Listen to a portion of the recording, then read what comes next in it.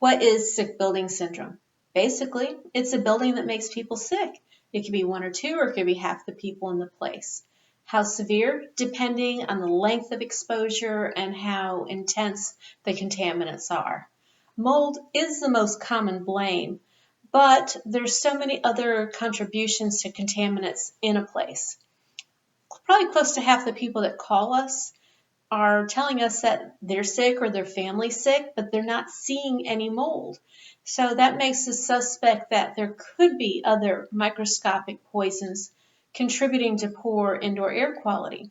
So sick building syndrome, it's kind of like food coloring. It absorbs into the skin.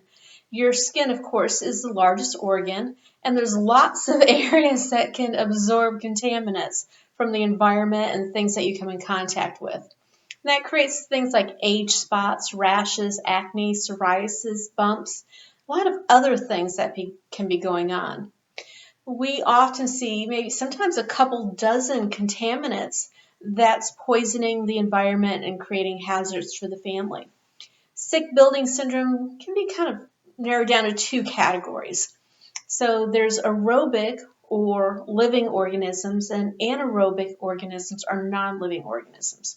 So the top 6 that we encounter, which are the aerobic living organisms, are, of course, mold and mildew. You see the dust, spots, this discoloration, and you're like, oh, what's that? Those fuzzy things that are growing in a home.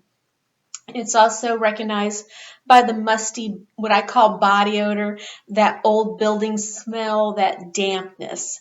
And there are microbial growths that range from viruses to Aspergillus, Cladosporium, Penicillium, E. coli yeast, and the most aggressive mold, which is Stachybotrys. Of course, all molds are bad for you, but the Stachybotrys is the most aggressive, and that is the black mold. So dust mites is another culprit in a home. Bacteria, and bacteria comes from people, pests, pets, food, pet droppings or pest droppings can have a lot of bacteria and viruses in them as well. Something, I was giving a talk the other day while people were having lunch, so I felt kind of bad that I was sharing all this stuff while they're trying to enjoy their meal. But one of the things is that, did you know 96% of shoes have bacteria, which is known as pet, I guess what you might want to say, poop on the shoes. So pet dander is another thing that could be in a home. And pollens, of course, when it's dry, it's pollen. When it's wet, it becomes mold. And other things are death or decomp. So if something or somebody had died in a home, all that bacteria and the waste and stuff that comes out of their body is bacteria-based that can make the home smell or just cause a lot of contaminants. Sewage backup is another one. When we've done homes after flooding, when you have those flood waters, especially if it comes from rivers and there's fish and different things in the water, that bacteria can get into a home. So the top 12 of the anaerobic or non-living organisms are like formaldehyde. And these are in building materials, pressed wood, glues, fabrics, and paper. Off-gassing. A lot of times people smell something or they feel bad because of the flooring or carpet, cabinetry, furniture, household goods that could be in their home. You may have heard of the term VOCs, which is volatile organic compounds. And these can be chemicals, paints, solvents, and things like that are released into the air that you may breathe.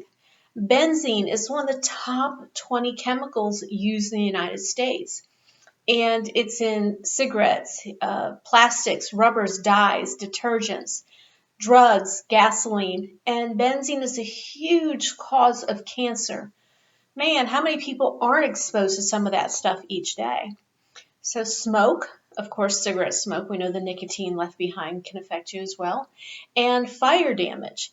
If you ever get around a bonfire and the next day you wake up and you're all puffy and stuffed up, that can negatively affect your health as well. Here in Florida, we've had some cold weather, and yes, it does happen if you don't live here. And the heating elements from the heaters coming on are creating some of that smoke in people's homes where they're starting to affect it.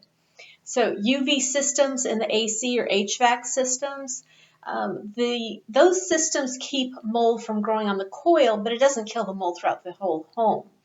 And people sometimes have to stop using them because some of them contain nitrous oxide, which is a pollutant in the home that could affect their health as well. So they could be changing one pollutant for another. Petroleum is in a lot of things in our home as well. Sporting equipment, plastics, upholsteries, and dyes. My husband, for example, was in a motorcycle accident.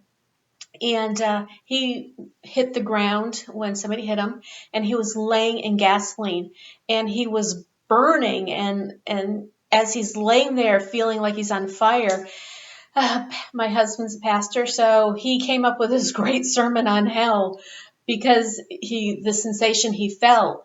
I put him in a sauna the next day, and you could actually smell the gasoline coming out of him. Fragrance masking is another one. Realtors have a saying, if it smells, it doesn't sell. Well, sometimes the sellers or the realtors will mask bad odors with air fresheners and things like that. However, people with sensitivities or allergies or things like that could have adverse effects from those things. Meth houses, we're always cautious when we go in and treating them. We hear about how they're easily sparked and caught on fire, so we have to be careful with those. Sulfur sheetrock, which is the drywall that comes from China, that sulfur has a rotten egg smell and can affect people's health. Pesticides, insecticides, that residue left behind, well, you know that stuff is to kill bugs. And if you're exposed to enough of it, it could affect you as well. Decaying roach carcasses, they are a big contributor to asthma. So those are a lot of the anaerobic organisms. And you think about it, all this stuff falls to the floor, and children and pets are most exposed because they're the ones usually on the floor the most. Mattresses, they have a whole ecosystem in your bed that you probably don't want to know about, but the dust mites, they defecate, the sweat, they eat off the sweat and the dead skin cells, and too much information, right? Hoarders, a lot of times you go, like when we've gone into hoarder houses, or if you've seen that TV show Hoarders, we see people with masks because it has such a pungent smell because of all the accumulation of things in their home that's been collected over the years. Now, even with the full renovation, which is like removing walls, floors, ceilings, things like that, you can still have pollutants that linger in the air, in the HVAC system, the ductwork.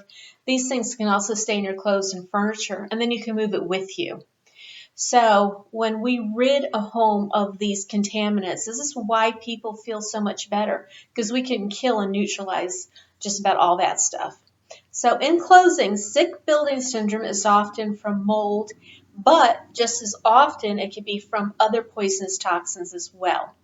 My message to you is to stay healthy. God bless.